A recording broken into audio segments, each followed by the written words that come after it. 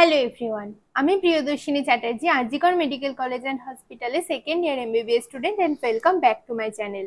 আজকের ভিডিওটা বানানোর মেন কারণ হচ্ছে নিট 2024-এর রেজাল্ট বেরোনোর পরে কি কি কন্ট্রোভার্সি ক্রিয়েট হচ্ছে। তোমরা সবাই সেটা জানো, আমার থেকে বেশি ভালো করে জানো। তোমাদের সাথে যা হয়েছে সেটা অত্যন্ত আনফরচুনেট।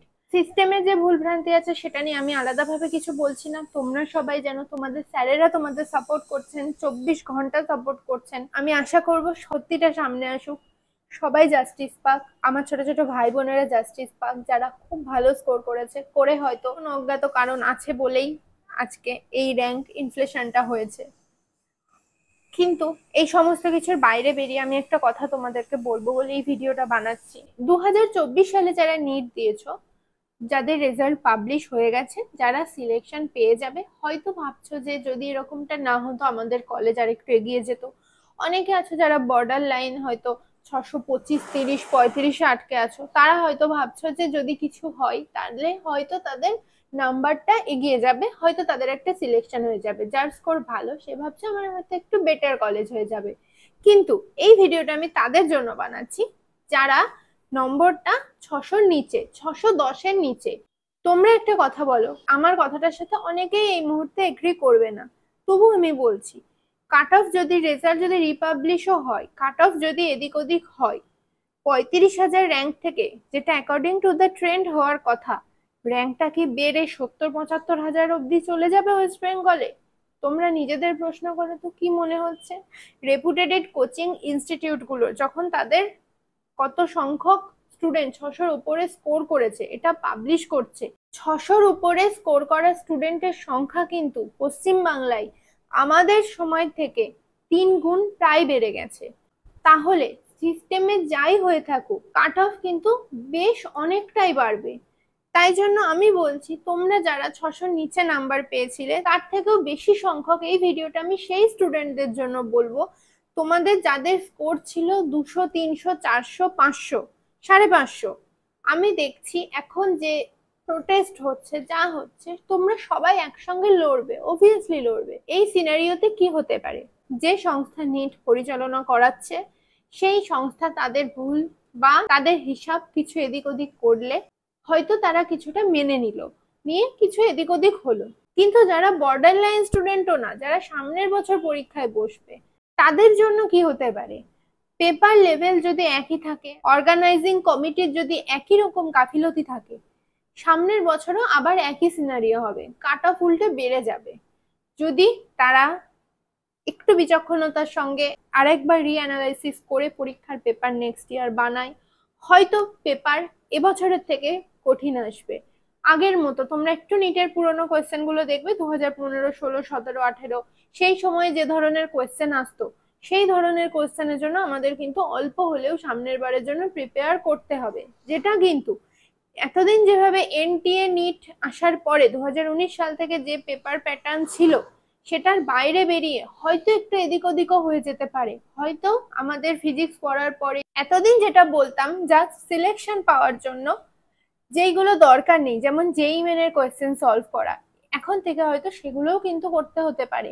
মেন প্রিপারেশন কমপ্লিট করার পরে আরো এক্সট্রা করে প্রিপেয়ার থাকতে হবে আমাদের, যাতে পেপার লেভেল একটু যদি হাই চলে আসে তাহলেও যেন আমরা সেখানে গিয়ে সার্ভাইভ করতে পারি।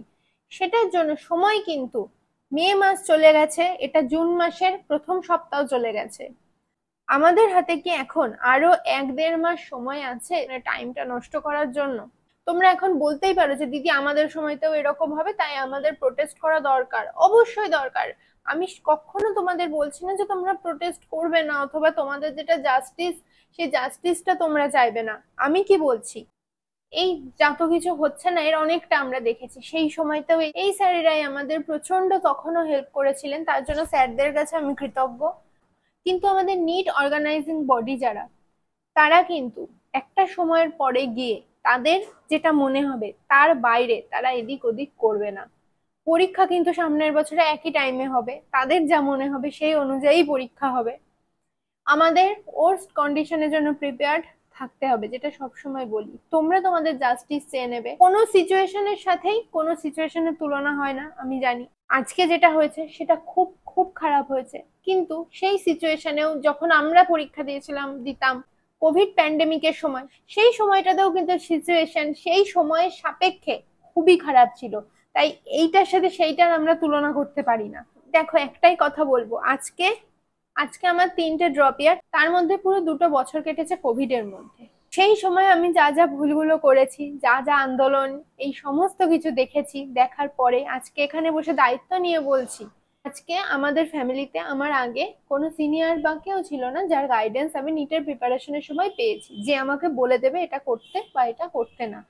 তখন এতটা অনলাইনেরও ব্যবস্থা ছিল না, আস্তে আস্তে সবকিছু আসা শুরু হয়েছিল, তাই প্রথম থেকে আমি কোনো গাইডেন্স পাইনি। আজকে যদি আমার কোনো নিজের ভাই বোন থাকতো, তাকে অবশ্যই আমি যা যা ভুল করেছি, অথবা আমাদের সমসাময়িক ছেলেমেয়েরা যা যা ভুল করেছিল সেই কোভিড ইয়ার গুলোই বা সেই সময় অনেকটাই সেম সিনারিও ছিল, তারপরেও আমাদের হাত থেকে যে সময়টা চলে গেছে, সেইটা কখনো আমার নিজের ভাই বোন থাকলে আমি তাদেরকে সময় নষ্ট করতে দিতাম না। জাস্টিস তোমরা চাও, কিন্তু এমন না যে সারাদিন তোমরা জাস্টিস চাইছো, তোমরা এখন পড়াশোনা ছেড়ে দিচ্ছ। এই যা সমস্যা চলছে, এটা মিটতে কিন্তু আরো 1 থেকে 1.5 মাস সময় লাগবে। মে চলে গেছে, জুন জুলাই যদি এভাবে চলে যায়, আগস্ট মাসে তোমরা হয়তো অল্প অল্প পড়া শুরু করলে, করতে করতে ওদিকে সেপ্টেম্বর অক্টোবর মাসে কিন্তু বাঙালিদের দুর্গাপুজো কালী পুজো পরপর চলে আসবে। ওই সময় আবার পড়া হবে না। তারপর এই করতে করতে ডিসেম্বর জানুয়ারি চলে আসবে, তখন আমরা ভিডিও খুঁজবো যে how to crack NEET in 4 months. এই সেম সার্কেলটা আবার রিপিট হবে। তাই জন্য আমি এই চ্যানেলে বসে বিভিন্ন সিচুয়েশনে আমি তোমাদের সাবধান করে দিয়েছি। সেই সময়তে আমি হয়তো অনেক ভুল করেছি, তারপর ভুল শুধরে নিয়েছি, মেডিকেল কলেজে এসেছি। মেডিকেল কলেজে আসার পরে আমি যে স্টুডেন্টদের দেখলাম, তারা কি ছিল, তারা প্রত্যেকে ভালো স্টুডেন্ট ছিল। আমি আমার থেকেও আরো ভালো স্টুডেন্টদের সাথে মিশলাম, মিশে আমি দেখলাম তাদের মধ্যে একটা মেন প্লাস পয়েন্ট, যেটা একটা সাধারণ ছেলে মেয়েদের থেকে তাদের আলাদা করে দেয়, সেটা হচ্ছে পৃথিবীতে যাই হয়ে যাক তারা কিন্তু নিজের পড়াটা থামায় না। যে স্টুডেন্টটা 580-600-র উপরে নম্বর পেয়েছে, সে যদি 1 মাস পরে প্রিপারেশন শুরু করে, তার প্রিপারেশনে এমন কিছু ক্ষতি হবে না, কারণ তার অনেকটা রেডি আছে। সে আরো ভালো করে পড়বে, পড়ে নম্বর পেয়ে যাবে। কিন্তু যার অনেকটা পড়া অলরেডি বাকি রয়েছে, যে 300-400-500 থেকে প্রিপারেশন করছো, সে যদি এই সময়গুলো লস করে দাও, সে 6-7 মাসে, যারা হয়তো 610 আছে, তাদের যদি বর্ডার লাইনে গিয়ে সিলেকশন আটকেও যায়, তারা কিন্তু তবুও আরো ভালো করে প্র্যাকটিস করে নিয়ে, কোনো কিছুই আমি 100% বলছি না আমি যা বলছি সেটাই মিলবে, বাট আমি বলছি যেটা 90% চান্স থাকে যে সে হয়তো আরেকটু ঘষা মাজা করলো, নিজেকে আরেকটু গ্রুম করলো, সে যেটা নেক্সট ইয়ারের কাট অফ যতই যা তুলে ফেলার চেষ্টা করবে। কিন্তু যে 500-400 আটকে আছো, এতটা কাট অফ যে বেড়ে যাচ্ছে, কি হলে কি সিচুয়েশন হবে এটা তুমিও জানো না, আমিও জানি না। কিন্তু আমাকে এই মুহূর্তে ধরে রাখতে হবে, ওর্স্ট কন্ডিশনটা সামনের বছরেও কাট অফ 650 যাবে। সেক্ষেত্রে আমি কি গ্যারেন্টি দিতে পারি আমি 400 থেকে 650 পাবো? 650 নম্বর তোলা কিন্তু যোগ নয়, আমি বারবার বলছি। আমার ভিডিও এই চ্যানেলে অনেক কাকু কাকিমারাও দেখেন, তাদের সবার কাছে আমি রিকোয়েস্ট করছি, আপনাদের ছেলেমেয়েরা যেন পড়াশোনাটা চালু রাখে। চান্স পেতে গেলে প্রাইমারি শর্ত পড়তে হবে। যা হচ্ছে, যেদিকে সিচুয়েশন যাচ্ছে, সবকিছু স্টুডেন্টদের ফেভারে যাচ্ছে না। কিন্তু এই সব কিছুর মধ্যে যেটা মেন, যাদের নিট দিতেই হবে 2025 সালে, যেটা মেন সেটা হলো পড়াশোনা করা। তুমি 3 ঘন্টা পড়ো, তুমি আধ ঘন্টা ব্রেক নাও, দিয়ে যা যা তোমার পোস্ট করার পোস্ট করে নাও, আধ ঘন্টা কেন 1 ঘন্টা ব্রেক নাও, তারপর আবার 3 ঘন্টা পড়ো। তার জন্য এমন যেন না হয় এখন আমার 2 মাস ওই আন্দোলন করতে চলে গেল। এই কথাটুকু বলবো বলে এই ভিডিওটা বানালাম।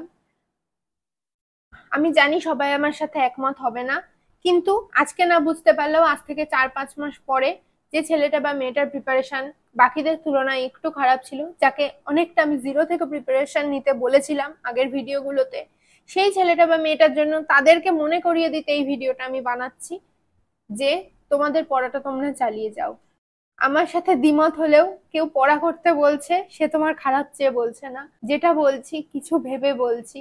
পরীক্ষার শেষ মাসে, শেষ 15 দিন আগে সবাই যখন শর্ট নোট পড়তে বলেছিল, আমি বলেছিলাম শর্ট নোট বানানো থাকুক বা না থাকুক, শর্ট নোট না পড়ে শেষ 15 দিনেও তোমাদের যে 300-400 পাতার লং নোট আছে সেই নোটগুলো পড়ো।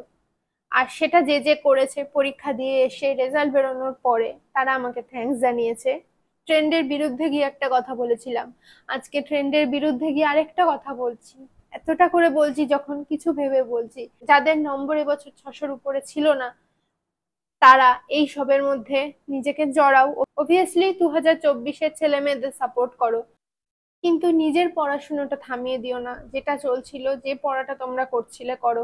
প্রতিটা মক টেস্টে বছর প্রথমে 600, আস্তে আস্তে টার্গেটটা 650-এর দিকে নিয়ে যাও। এতে তোমাদের ভালো হবে। খুব তাড়াতাড়ি আশা করি যে সমস্যাটা চলছে এই সমস্যাটার সমাধান হবে, আর তোমরা তোমাদের লাইফে এর পরবর্তী যেটা স্টেপ নেবার সেটা নিয়ে ভাবতে পারবে। এইটুকু বলতেই এই ভিডিওটা বানালাম। টাটা।